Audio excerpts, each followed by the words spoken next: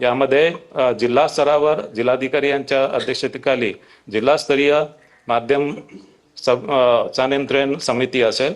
राज्य स्तरावर राज्य निवडणूक आयोगाच्या सचिवांच्या अध्यक्षतेखाली माध्यम प्रमाणन व संनियंत्रण समिती असेल। यामध्ये इलेक्ट्रॉनिक माध्यमांसाठीच्या प्रस्तावित जाहिरातीचे पूर्व प्रमाणन ही मुख्य जबाबदारी या समितीकडे असेल। याशिवाय पेड न्यूज संदर्भात तक्रारी चौकशी ही सुद्धा जबाबदारी त्यांच्याकडे असेल।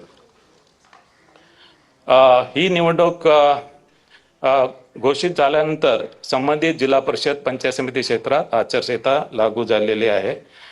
जरी या संबंधित जिल्हा परिषद पंचायत समितीमध्ये आचारसंहिता जरी असेल तरी या क्षेत्राच्या बाहेर इतर क्षेत्रात जर अशा संबंधित जिल्हा परिषद पंचायत समितीच्या मतदारांवर प्रभाव टाकणारी कुठली घटना किंवा कुठला कार्यक्रम घेता येणार नाही।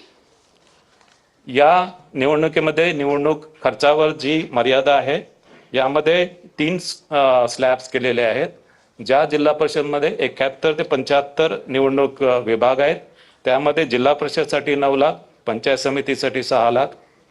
ज्या जिल्हा परिषदमध्ये 61 ते 70 निवडणूक विभाग आहेत त्यामध्ये जिल्हा परिषदसाठी 7.5 लाख, पंचायत समितीसाठी 5.25 लाख।